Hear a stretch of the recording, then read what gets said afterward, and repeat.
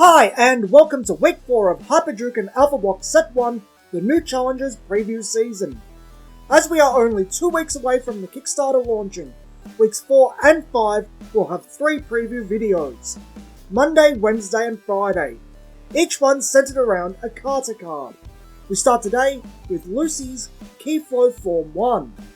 As I said when I first showed Lucy, she can race to her hyper form at sonic speed. It's not uncommon for her to reach Hyper Lucy on her initial turn, and this is one of the tools to do that. Keyflow Form 1 raises Lucy's Hyper 2 when an effect sends a card to your key pool. I haven't set it straight out yet, and the Kickstarter will launch with that how to play video, but I think you might be getting an inkling on how the key system works by now if you've been watching every preview video. Lucy has a couple of cards that send cards to her key pool, one of which can be shuffled back into the arsenal for multiple uses. Lucy can easily gain upwards of 6 hyper over a game via Keyflow Form 1, and when paired with a bevy of cards that raise her hyper naturally, with Hyper Lucy's ability to draw cards and some other tools at her disposal, Lucy having Keyflow Form 1 in her corner is pivotal to her gaining momentum and eventually attaining victory. Speaking of effects that send cards to your key pool, here's one of them. Energetic Kick is a level 0 attack, meaning it costs nothing to perform, with 2 power and a hit effect to send the top card of your arsenal to your key pool. This is both one of Lucy's best opening attacks and a superb tool to gain momentum. If you open with it, your opponent will want to block it. It denies you additional key and 2 hyper, but that costs them a block.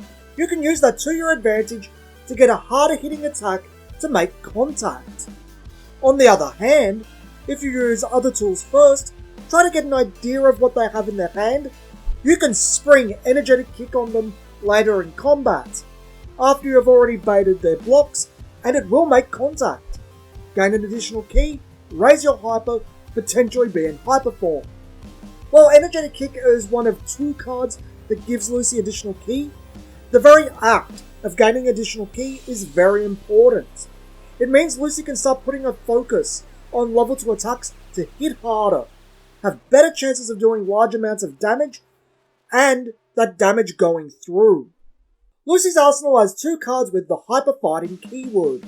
The Burst Takedown we saw in week 1, and today's Burst Power Strike. Burst Power Strike is another one of those cards that might not seem like much on face value, but when taken in context is quite the potent tool. The real issue Burst Power Strike faces is that it's nowhere near as flashy as the 2 level 2 attacks in Lucy's arsenal. But don't let that fool you. As a level 1 attack, it's a net 0 in key, unlike a level 2, which are a drain on your resources. Base 4 power as per norm. Attack to raise your hyper 1. So even if Lucy isn't in hyper form, she gets something.